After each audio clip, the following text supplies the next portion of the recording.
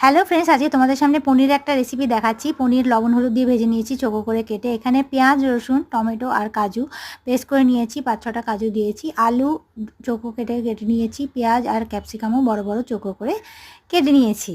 এবার একটা কড়াইয়ের মধ্যে আমি তেল দিয়ে দিয়েছি। ওর মধ্যে আমি তেজপাতা দিলাম আর গোটা গরম মশলা, সাদা জিরা, লবঙ্গ, এলাচ আর দারচিনি দিয়ে দিলাম। এটা একটু ভাজা ভাজা হয়ে গেলে এর মধ্যে চৌকো করে কেটে রাখা আলুগুলো দিয়ে একটু লাল লাল করে ভেজে নিয়েছি। তারপরে আমি পেঁয়াজ আর ক্যাপসিকামটা ওর মধ্যে দিয়ে দিয়েছি। এবারে এটাও একটু লাল লাল হালকা করে ভাজা হয়ে গেলে যে পেস্টটা আমি করেছিলাম মশলা, সেটা আমি দিয়ে দিলাম এর মধ্যে।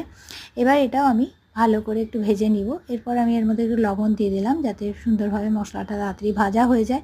মশলাটা দেখো ভাজা হয়ে গেছে। এবার এর মধ্যে আমি হলুদ দিলাম, কাশ্মীরি লঙ্কার গুঁড়ো আর লঙ্কার গুঁড়ো দিয়ে দিলাম। তোমরা চাইলে এর মধ্যে কাঁচা লঙ্কাও দিতে পারো।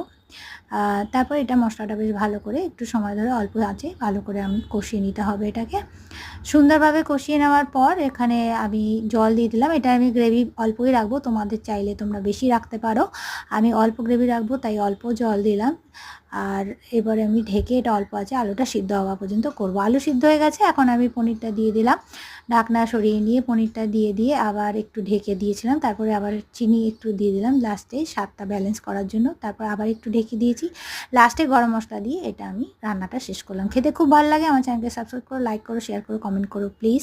দেখো খেতে কতটা ভালো লাগছে। এটা লুচি, পরোটা, রুটি, ভাত সব কিছুর সঙ্গে, পোলাও সব কিছুর সঙ্গে ভালো লাগে। রেসিপিটা বাড়িতে প্লিজ ট্রাই করো আর আমার চ্যানেলকে প্লিজ সাবস্ক্রাইব করো। বাই।